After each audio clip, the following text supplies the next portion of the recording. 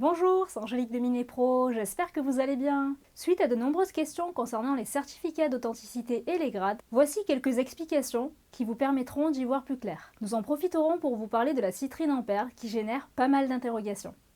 Nous tenons tout d'abord à remercier chaleureusement le laboratoire LFG pour son aide ainsi que la validation de cette vidéo. Au-delà de leur professionnalisme concernant l'échantillon analysé, ils ont pris le temps de répondre à nos différentes questions et nous ont proposé de vérifier notre vidéo afin que nous soyons sûrs d'utiliser les bons termes gémologiques.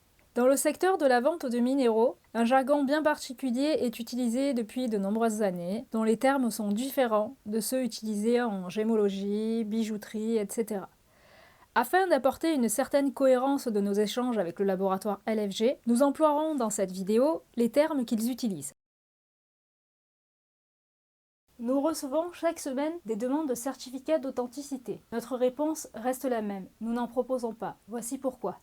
En premier lieu, il faut remettre les choses dans leur contexte. Le terme certificat d'authenticité n'est pas correct et est purement marketing. Il s'agit en fait de rapports d'analyse qui sont des cartes d'identité, permettant de s'assurer de l'authenticité de la pierre, connaître sa nature, ses éventuels traitements, etc. Ils sont effectués par des laboratoires de gémologie. Ils sont les seuls à pouvoir délivrer des rapports d'analyse gémologique reconnus, c'est-à-dire ayant une réelle valeur. Un certificat créé par un vendeur, un fournisseur, un grossiste ou toute autre personne n'aura aucune valeur. Ils ne sont généralement utilisés que pour les pierres de valeur, dont le but est de prouver leur authenticité, la qualité, etc. Il faut savoir qu'un rapport n'est valable que pour la pierre analysée. Si vous souhaitez acheter une jolie pierre taillée, comme un saphir par exemple, dans le but de la faire monter par un bijoutier, ce rapport que l'on vous donne lors de l'achat permet d'identifier cette pierre bien précise et non plusieurs pierres. Si vous achetez deux pierres, vous aurez donc deux rapports différents. C'est pour cela que les caractéristiques de la pierre sont visibles sur le rapport. Le prix est d'une centaine d'euros. Le prix dépend du nombre de carats et du type de prestation demandée. On retrouve très souvent sur le marché des certificats d'authenticité avec un aspect professionnel, agrémentés de filigranes, hologrammes, etc., sans qu'ils aient pour autant une quelconque valeur. Il est impératif que le rapport provienne d'un laboratoire de gémologie reconnu. Leur logo doit apparaître. Il peut arriver de temps en temps que sur un rang, on trouve une perle qui n'a rien à voir avec la matière du rang, comme sur cet exemple, une améthyste qui s'est glissée sur un rang de sodalite. Si nous envoyons en test l'une des perles du rang et que nous certifions l'ensemble de ces perles, nous certifions également la perle qui n'est pas de la même matière, ce qui n'est ni logique ni fiable. En conséquence, sur des centaines de milliers de rangs qui sont vendus à l'année pour une même matière dont la qualité peut changer d'un réassort à un autre, nous ne trouvons pas cela judicieux de mettre en avant un document qui n'aura finalement aucune valeur pour les articles vendus puisque le rapport ne concernera que la pierre analysée pour un rang précis. Avant de vous parler du retour de l'analyse qui a été faite en laboratoire, il nous semble important d'éclaircir un point non négligeable concernant les grades. Les grades ne sont normés que pour les diamants, pas comme celui-ci qui est certes joli mais qui est en verre. En revanche, pour les autres pierres, notamment les rangs de fils de pierre, cabochons, etc., il n'existe aucun grade normé pour les catégoriser. De ce fait, l'évaluation de la qualité et le grade défini sont en l'appréciation du vendeur. Cette gradation ne peut donc être considérée comme une garantie de qualité. Vous pouvez tout à fait retrouver une pierre de même qualité estimée comme du A chez un vendeur et qualifiée comme du AA chez un autre. Il est très important de comprendre cette notion car la note affichée sur un article ne pourra en aucun cas être utilisée comme un critère de comparaison. Nous vous conseillons vivement de vous fier aux photos pour comparer en fonction de la couleur, la transparence, le reflet, les inclusions, les défauts, etc. ou bien de faire une commande de test pour vérifier la qualité. Attention donc aux grades surévalués dans un but commercial. Pour vous donner un exemple, voici quelques qualités d'apatite que nous vendons sur notre site. La qualité A est celle que l'on estime être une belle qualité sans trop de défauts. La voici. Celle qualifiée AB contient plus d'aspérité, d'inclusion, le bleu est moins homogène. La voici.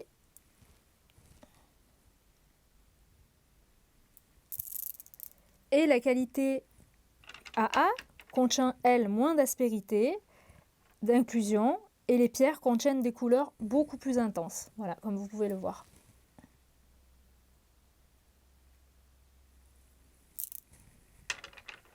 C'est une gradation qui nous semble cohérente, mais cela reste notre appréciation. La différence se voit clairement sur les photos. Nous avons également des qualités intermédiaires, mais ces 3 exemples sont assez parlants. Attention également à ne pas comparer une qualité d'apatite naturelle avec des rangs qui pourraient être teintés. Afin de pouvoir vous parler des rapports d'analyse gémologique, nous avons envoyé l'une de nos pierres percées au laboratoire français de gémologie LFG, voyant ensemble les différentes étapes. Au départ, nous devions faire analyser une pierre boule polie et percée de citrine que nous avait apporté Matteo, l'un de nos clients. Ce dernier a acheté ce rang sur internet à un prix assez élevé et souhaitait vérifier qu'il s'agissait réellement de citrine naturelle.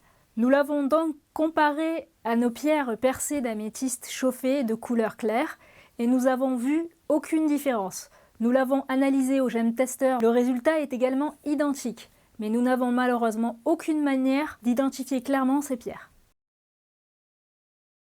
Avant d'envoyer notre demande d'analyse, nous avons contacté le laboratoire LFG qui nous a précisé que pour ce type de pierre, sous forme de boule polie et percée, leur machine ne permettait pas de garantir une analyse exacte entre une véritable citrine et une améthyste chauffée.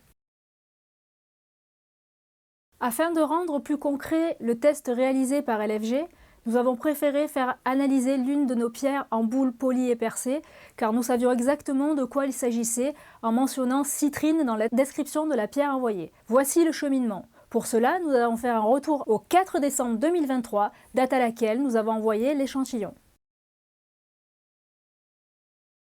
C'est parti pour l'envoi de notre citrine.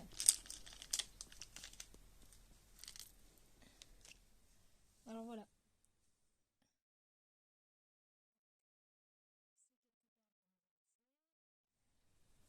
Donc on va choisir celle où il y a le plus de jaune.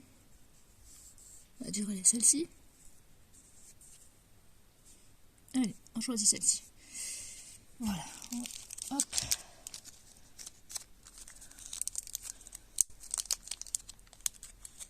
On va la glisser.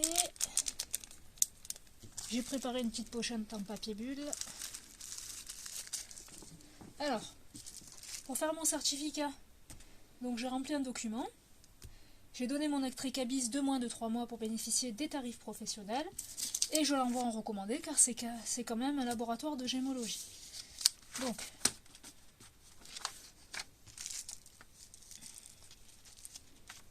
on va agrafer l'échantillon.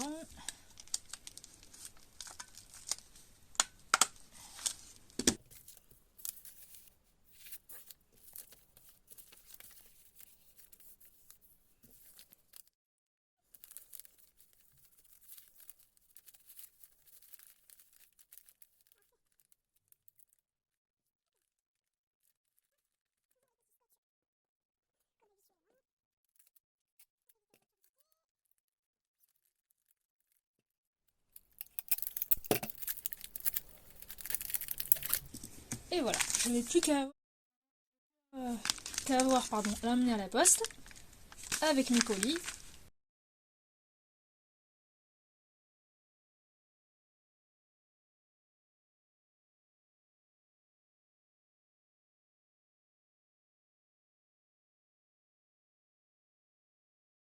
Nous allons procéder maintenant à l'ouverture des résultats du test. Donc voici l'enveloppe que nous avons reçue fin décembre, comme on peut le voir ici sur l'enveloppe.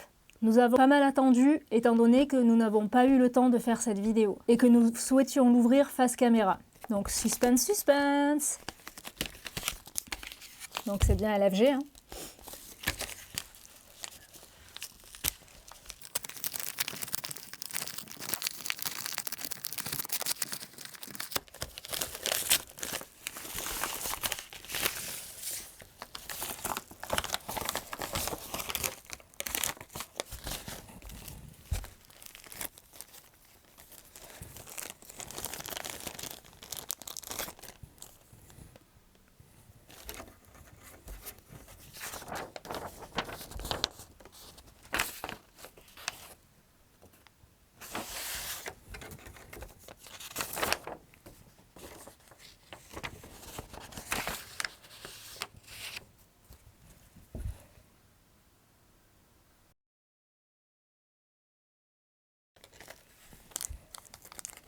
Voici la pierre que nous avons fait analyser. Elle n'a pas de craquelure, elle est parfaite. Hop, et elle a un jaune très très clair, qui pourrait faire penser à celui de la citrine. Ça, c'est les quelques perles que nous avons sélectionnées. Donc hop, on va leur mettre dedans. Hop. Ça, c'est les quelques perles que nous avons sélectionnées. Il y en a qui comportent des craquelures, d'autres un peu moins, mais elles n'étaient pas autant parfaites que celle-ci. Mais on peut voir aussi le jaune.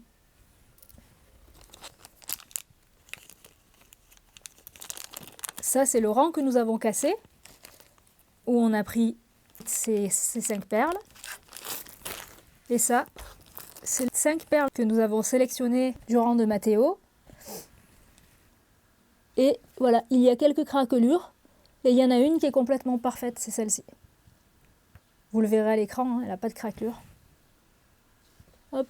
Par contre, les autres en ont un petit peu. De la même manière, celle-ci aussi n'a pas trop de craquelure. Mais celle-ci, c'est la plus parfaite. Ce que nous avons reçu. Le numéro d'identification de l'analyse. L'objet, c'est bien une pierre isolée, une pierre seule. L'identification, donc ça a été identifié comme du quartz naturel. Traitement, pas d'indication de traitement. Forme, taille, boule polie percée, comme on vous dit depuis le début de la vidéo. La dimension, donc 6,07, 6,13, ça c'est la dimension de la perle, donc c'est du 6 mm. La masse, on est sur 1,49 carats. Et l'opacité, elle est transparente. Et en commentaire, ils mettent aucun. Donc du coup, on vous remettra en photo l'analyse qu'on a remplie du fait qu'on ait bien marqué citrine et on se retrouve avec du quartz naturel, sans traitement. Les machines ne peuvent pas savoir de quoi il s'agit réellement par rapport à cette citrine.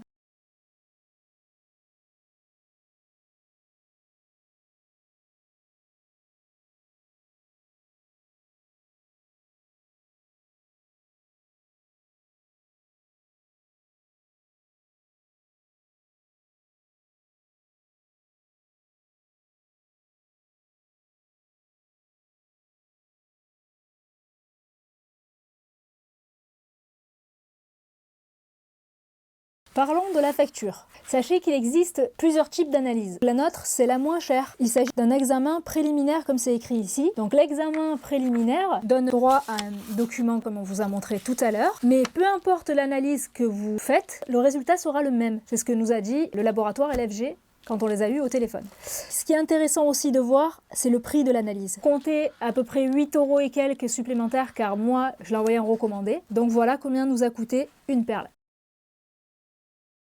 Elle est aujourd'hui rare et son prix augmente avec le temps. Une grande partie des citrines du marché sont des améthystes chauffés dans des fours, mais sachez que l'on trouve également du quartz que nous appelons cristal de roche, qui est teinté dont le jaune peut être plus ou moins clair. En voici un rang qui est jaune soutenu. On peut voir qu'il est aussi limpide que du cristal de roche. En effet, la couleur de l'améthyste passe du violet au jaune à partir d'un certain nombre de degrés, 450 degrés environ. En fonction de la couleur de base de l'améthyste et de la durée de la chauffe, on obtient une teinte allant du jaune pâle au jaune caramel. La présence d'inclusion fait en sorte que les craquelures, effets nuageux peuvent apparaître sur des améthystes chauffés, mais ce n'est pas obligatoire. En voilà 2 exemples.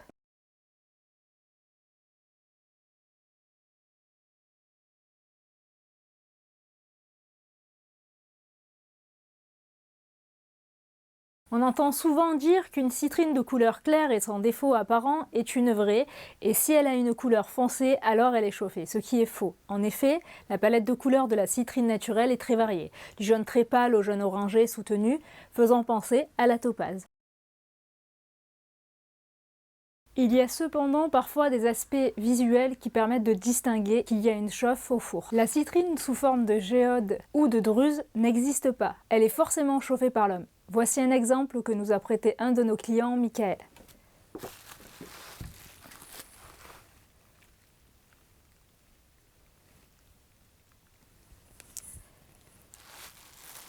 Les pierres faisant apparaître un blanc laiteux et couleur caramel, des craquelures, des nuages prononcés sont chauffées, comme l'exemple des rangs de pierres que je vous ai présenté juste avant. Cependant, une citrine claire ne faisant apparaître aucune craquelure ni défaut apparent ne sera pas forcément naturelle, comme vous avez pu le remarquer dans les échantillons de notre client Matteo, ainsi que l'échantillon que nous avons envoyé au laboratoire pour analyse. Un moyen de distinguer la vraie est son effet de faible pléochroïsme, qui fait apparaître des teintes différentes en fonction de l'angle d'éclairage avec la lumière polarisée. Ce n'est pas le cas d'une citrine chauffée. L'effet de pléochroïsme disparaît lors de la chauffe. De notre côté, nous n'avons jamais vu de citrine en pierre boule percée et polie véritable. Nos fournisseurs nous ont dit qu'il s'agit d'améthyste chauffé ou de quartz teinté, que les rangs soient foncés ou clairs. Nous n'écartons cependant pas le fait que ça puisse exister. Aucun test ne permet aujourd'hui de distinguer une vraie d'une chauffée, que ce soit avec un jam tester ou un test de dureté, puisqu'on reste sur du quartz. Attention également au prix qui n'est pas un argument suffisant. Le laboratoire LFG nous a expliqué qu'en l'absence de défauts visuels tels que les craquelures, nuages, etc. sur ce type de pierre, les machines ne peuvent pas détecter la chauffe artificielle. L'apparence de l'améthyste chauffé pouvant varier d'une pierre à une autre sur un même rang, cela peut donner lieu à des résultats différents. Sur une pierre fine, en revanche, la détection est plus facile, même si la différence reste tout de même délicate. Ces résultats révèlent encore une fois que les rapports d'analyse, appelés sur le marché certificat d'authenticité, ne sont pas adaptés pour les rangs de pierre. Il existe sur le marché de nombreuses pierres teintées ou encore chauffées. Le traitement thermique permet de changer la couleur de l'améthyste en citrine par exemple, de donner une couleur uniforme à la cornaline par exemple, ou encore de renforcer la couleur d'une pierre comme le saphir. Certains minéraux sont teintés dans le but d'améliorer l'apparence d'une pierre de qualité médiocre, comme par exemple la cyanite, le quartz rose teinté, etc. Donner une teinte qui n'existe pas à l'état naturel, comme l'œil de tigre vert ou l'œil de tigre rose, ou bien pour imiter une autre pierre, comme le jade blanc teinté en bleu, pour imiter l'aigle marine, qui est très bien faite au passage. Nous vous mettons le lien de la vidéo en description. Le fait de vendre des minéraux modifiés ou des imitations n'est pas malhonnête, à partir du moment où cela est spécifié et non vendu pour ce que c'en est pas. On retrouve toujours plus ou moins les mêmes minéraux concernés, par exemple la malachite, la pierre de soleil, la turquoise, mais aussi des pierres très bien faites comme l'aigle marine ou d'autres pierres. Si elle n'est pas naturelle, il est donc plus facile avec l'expérience de les reconnaître et apprendre à les distinguer. Pour d'autres, la tâche s'avère plus complexe. En conclusion, les rapports d'analyse ne nous paraissent pas adaptés pour le type de produit que nous vendons. Pierre sous forme de boule percée et polie. Et ce pour 3 raisons. La première est le coût qui est disproportionné par rapport à la valeur d'un rang, comme on a pu le voir au cours de cette vidéo. La deuxième est le fait que les machines n'ont pas été conçues pour analyser ce type de pierre, dont certains traitements ne peuvent pas être détectés. Et la dernière est le fait qu'une seule pierre sera analysée sur un ensemble, un rang par exemple, et que d'un réassort à un autre, la qualité peut changer. Au lieu de mettre en avant des documents qui ne nous paraissent pas adaptés pour des produits que nous vendons, nous préférons sensibiliser nos clients sur des tests de dureté, densité, etc. C'est pour cela que nous proposons des vidéos. Avoir confiance en son fournisseur est une bonne chose, mais il est important de savoir reconnaître une belle qualité d'une qualité inférieure, être en capacité de tester une pierre, sa dureté, sa densité, etc. Il n'y a pas meilleur argument que de connaître son sujet au-delà des certificats, attestations, labels, etc. que l'on peut montrer à ses clients. Nous travaillons avec nos fournisseurs depuis de nombreuses années, mais nous ne sommes pas à l'abri d'une erreur d'envoi par exemple, un article dédié à notre client qui nous serait envoyé, une erreur de qualité, etc. Si nous nous basons uniquement sur une confiance aveugle en nos fournisseurs, sans pouvoir tester et vérifier les pierres de notre côté, si nous avons un doute, nous ne serions pas en capacité de déceler et de rectifier une erreur. Car il est humain de faire des erreurs, cela arrive. Notre conseil est donc de vous former au mieux, de connaître votre sujet, même si le sujet des minéraux est vaste et on en apprend tous les jours.